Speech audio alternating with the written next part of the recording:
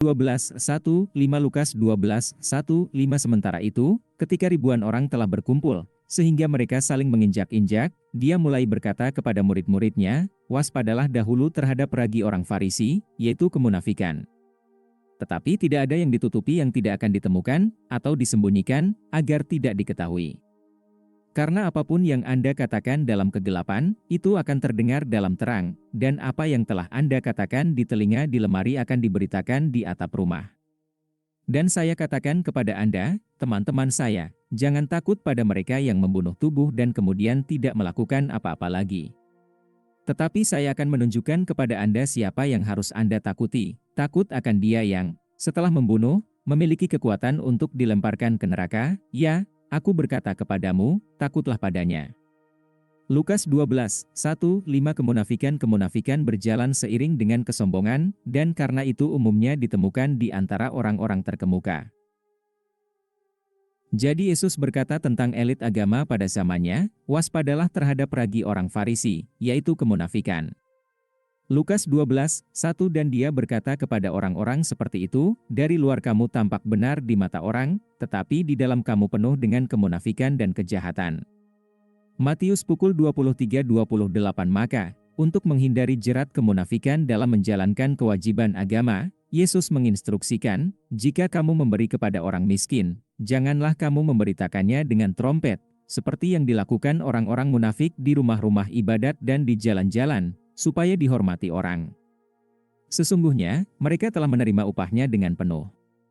Matius 6:2 Dan jika kamu berdoa, jangan seperti orang munafik, karena mereka suka berdoa sambil berdiri di rumah-rumah ibadat dan di sudut-sudut jalan, untuk dilihat orang. Sesungguhnya aku berkata kepadamu, mereka telah menerima upah mereka sepenuhnya.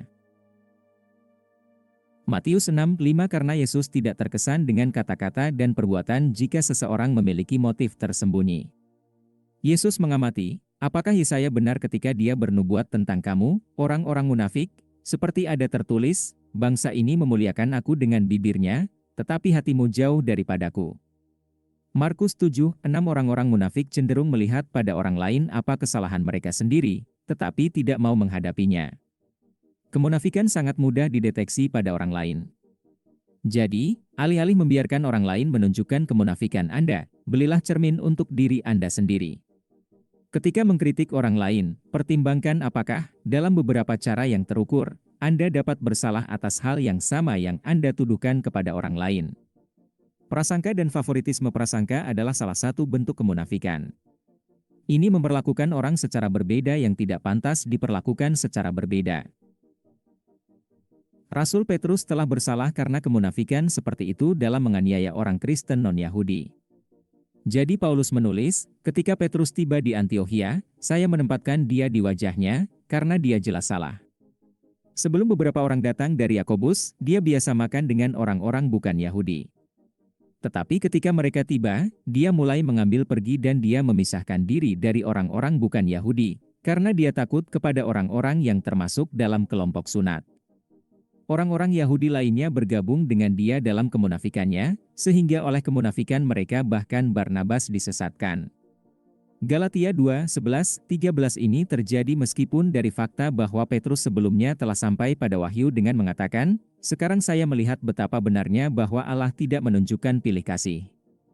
Kisah Para Rasul pukul 10.34 Meskipun ini adalah contoh bias budaya ras, ada juga bias berdasarkan kekayaan atau status sosial. Tuhan tidak menunjukkan pilih kasih. Roma pukul 2:11 Dan karena itu kita diperintahkan untuk menuruti petunjuk ini dengan tidak memihak, dan tidak melakukan apapun karena pilih kasih. 1 Timotius pukul 5:21 Adapun solusi untuk prasangka, belajar menghargai keragaman yang sah yang ada dalam tubuh Kristus. Karena tubuh bukanlah satu anggota, tetapi banyak. Jika kaki berkata, karena aku bukan tangan, aku bukan milik tubuh, itu tidak akan berhenti menjadi bagian dari tubuh. 1 Korintus 12:14-15 Dan ada berbagai jenis karunia, tetapi roh yang sama. Ada berbagai jenis pelayanan, tetapi Tuhan yang sama. Ada berbagai jenis pekerjaan, tetapi Tuhan yang sama mengerjakan semuanya dalam semua orang. 1 Korintus 12, Pengakuan iman Tuhan Yesus Kristus, saya mengakui dosa-dosa saya, dan saya bertobat dari dosa-dosa saya, dan saya mengakui Tuhan Yesus Kristus sebagai satu-satunya dan cukup juru selamat hidup saya, menulis nama saya dalam buku kehidupan. Yohanes pukul 5:24 Aku berkata kepadamu, barang siapa mendengar firman-Ku dan percaya kepada Dia yang mengutus Aku, ia memiliki hidup yang kekal dan tidak akan dihukum, tetapi telah berpindah dari maut ke hidup. Yohanes pukul 5:24 Yohanes pukul 10:28 Aku memberi mereka hidup yang kekal, dan mereka tidak akan binasa sampai selama-lamanya, tidak ada yang bisa merebut mereka dari tanganku. Yohanes pukul 10:28 Kisah Para Rasul pukul 4:12 Tidak ada keselamatan di dalam orang lain, karena tidak ada nama lain di bawah kolong langit yang diberikan kepada manusia yang olehnya kita harus diselamatkan. Kisah Para Rasul pukul 4:12